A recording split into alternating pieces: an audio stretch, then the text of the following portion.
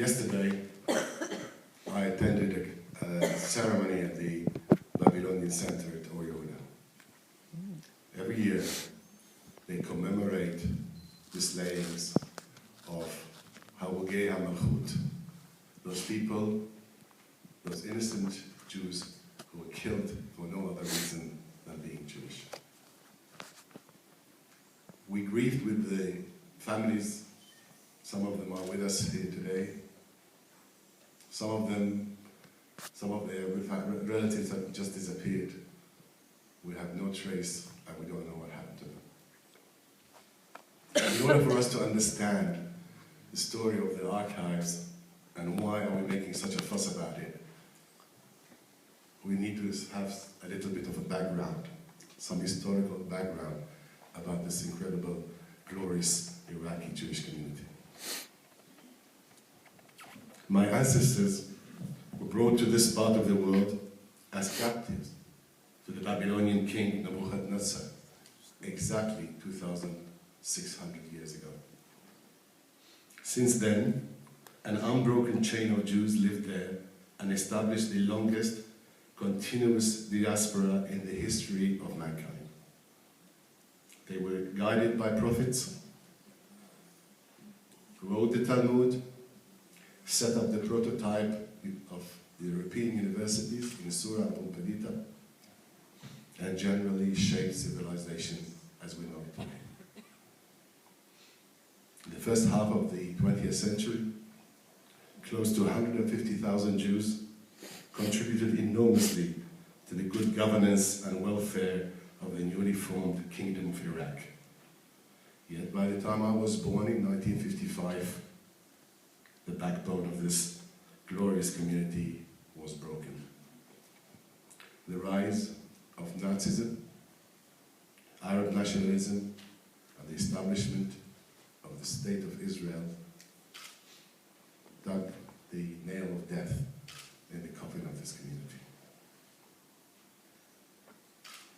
Within little over 3 years from the establishment of the State of Israel in 1948, and as a direct result of a campaign of terror and persecution, the vast majority was made to leave their birthplace, stripped of their assets, their heritage, and their dignity.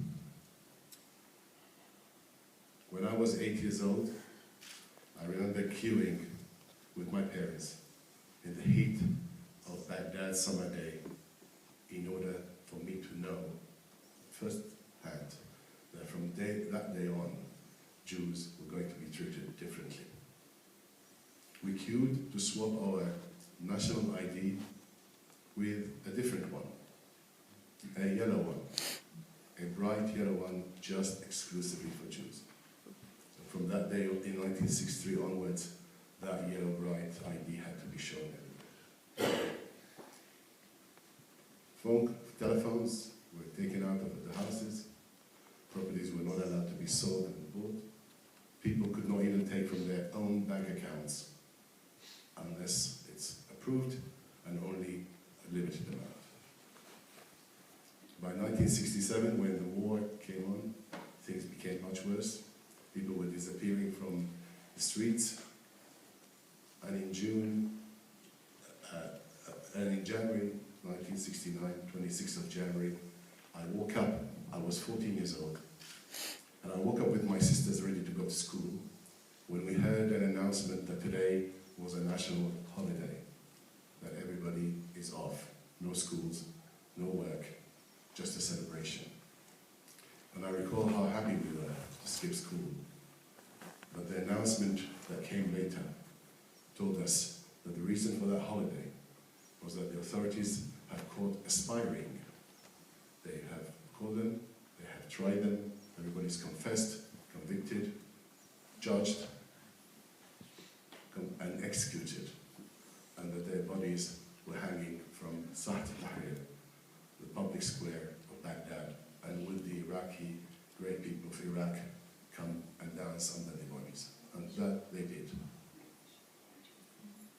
That continued for the next couple of years until life there resembled a nightmare, a living nightmare.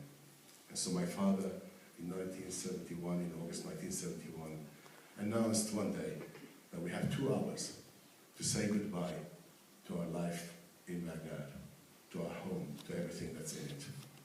Nothing was allowed to be taken, nothing that referred to our real identity, because we were going to use different papers.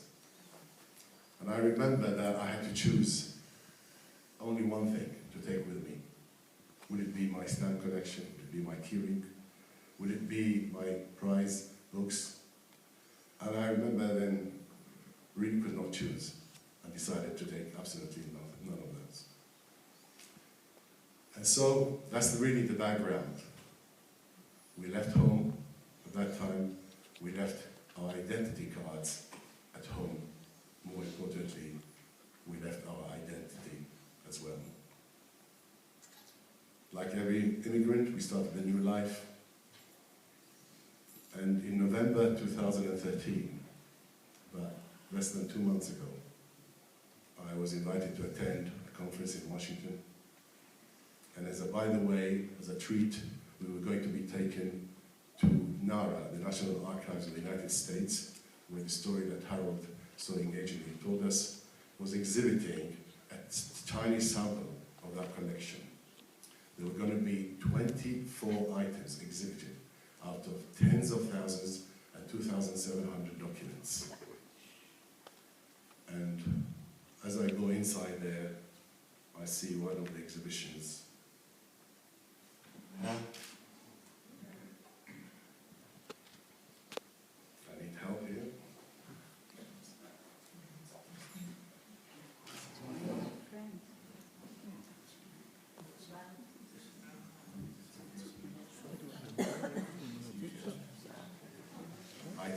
I see this certificate, my own school certificate.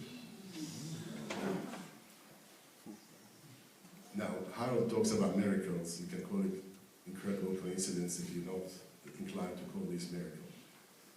But this was I looked at this kid, and I just looked at my abandoned identity, not just my abandoned certificate. And I saw in his eyes how happy he was to see that he actually survived. I just felt I left him there. And so this collection means to me and to my community a lot more than pieces of paper and documents that is worth anything. And so the community, it became the trigger for the community to galvanize and to make sure that this collection will not go back. Because as of today, the official announcement from the State Department, the official intention is to return the entire collection to Baghdad in June 2014. Now you may ask, what would Iraq do with Edwin Shuker's certificate? And why do they insist so much on getting each one of those? I won't answer that because this is something that is more the domain of Harold, explaining what is that desire to get back this thing. But what I say is that we will leave no avenue open to make sure that my children, my grandchildren, and the community's children and grandchildren will have safe access to this collection. What are we going to do about it? There are legal ways of dealing with it. The World Organizations of Jews of Iraq is very skillfully negotiating, both with the Iraqis and the State Department. More importantly, recently we have discovered the people who were in Iraq in the 80s when these collections were amassed. Believe it or not, the reason why they did not show up before, because they are so traumatized. They are still, even 20 years after arriving in the UK, still afraid to tell the story. But we managed to convince them to put a statement on how these items were collected. And I'm sure legal help, mainly from luminaries like Edwin here, will help when they see this statement, will help our cause.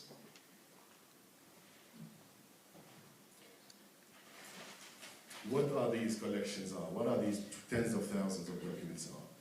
They are, a huge part of it is the entire archive of the Jewish Iraqi school from 1951 until it was closed in 1974. Every piece of document was there. There are places there, also the 2,700 books which was kept at the Mas'ud Shem Tov synagogue were taken in the 1980s. There are correspondence with the rabbis. There are questions being asked from people from abroad to the authorities in Iraq, to the Jewish authorities in Iraq. But more importantly is the symbolic value of this collection. The media, international media, took on this story in the most incredible way. I ask you just to Google the word Iraqi Jewish Archives, and you will see the most incredible collection. 3 times the New York Times wrote on it, the Washington Times, the Washington Post, the BBC, NPR Radio, the Reuters, the Canadian national papers gave it front page. And over this weekend, one of the most prominent Arab newspapers, it's called The Arab, has given it 2 full pages in Arabic, and very sympathetically. I want for you to excuse my chutzpah now, because I'm now going to widen the story from the archives and their importance to us to the much more important, which is the issue of Jews from Arab countries. That is really where our imperiled heritage is, not in this collection. It is in our shrines, in our language, in everything that we've left behind. I'm hoping that the sympathetic coverage from outlets that are not even known for their sympathy with Israel will convince the Israeli authority to review this whole issue. Far be it from us being a hurdle to the peace process. We are a bridge. We can be a bridge, especially in the new Middle East. A truth and reconciliation across the whole Arab world and across Israel will clear the decks. A comprehensive peace cannot be built by suppressing the just demand of one side with the excuse that this is a hurdle. This is not a peace, this is injustice. I don't want a recording of my voice to be placed at the National Archives here in Israel as an extinct species. I would like my live voice to be heard. I call for our history to be taught as part of the national curriculum rather than through visiting museums.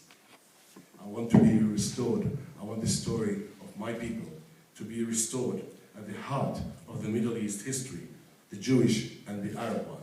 And perhaps we can write it together. Thank you.